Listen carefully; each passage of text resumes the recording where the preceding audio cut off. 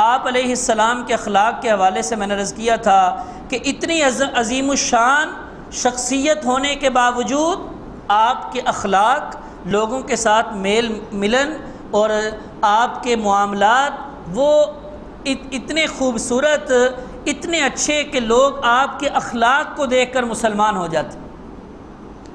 زید ابن سعینہ یہودی تھے پہلے اور یہودیوں کے عالم تھے، بعد میں مسلمان ہوئے، اور ان کے مسلمان ہونے کا واقعہ آپ سنیں۔ حضرت زید ابن سعینہ رضی اللہ تعالیٰ عنہ فرماتے ہیں کہ جب وہ یہودی تھے اس وقت نبی پاک صلی اللہ علیہ وسلم کے پاس بیٹھے تھے تو کوئی آپ سے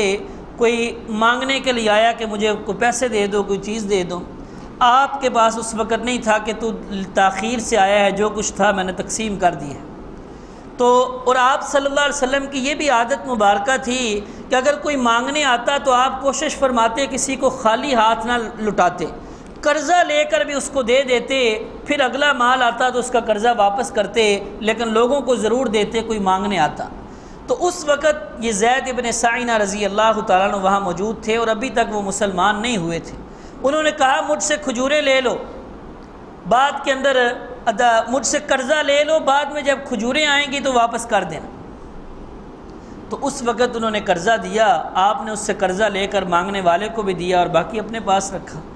وقت بھی مقرر ہو گیا کہ بھئی جب کھجوریں آئیں گی فلاں وقت کو واپس کر دینا۔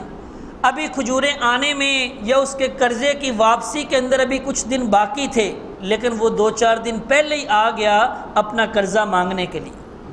تو جب آیا تو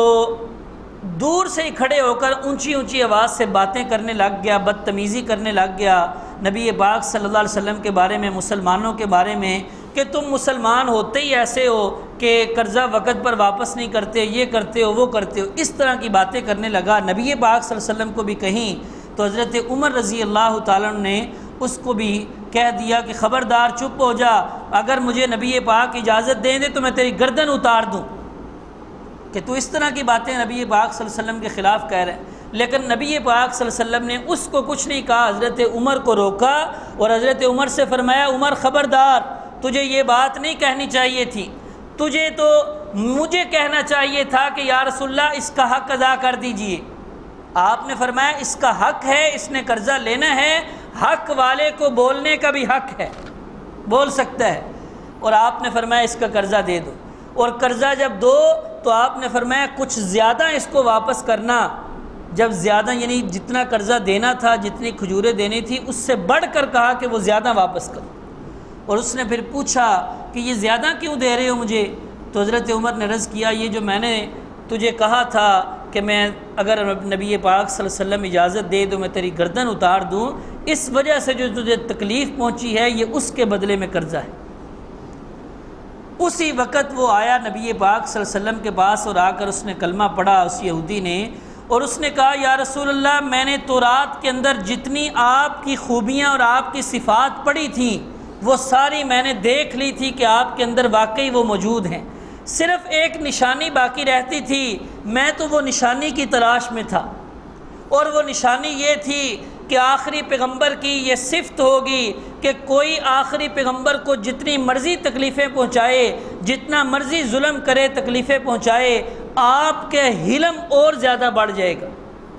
آپ کے ساتھ جتنی بھی بد اخلاقی کی جائے گی آپ اس سے بڑھ کر اچھے اخلاق کے ساتھ اس کے ساتھ پیش آئیں گے۔ تو یہ تو میں نے اس لیے کیا تھا، اس لیے میرے سامنے یہ بات واضح ہو گئی کہ یہ نشانی بھی آپ کے اندر پائی جاتی ہے، مجھے کلمہ پڑھائیے اور مسلمان کیجیے۔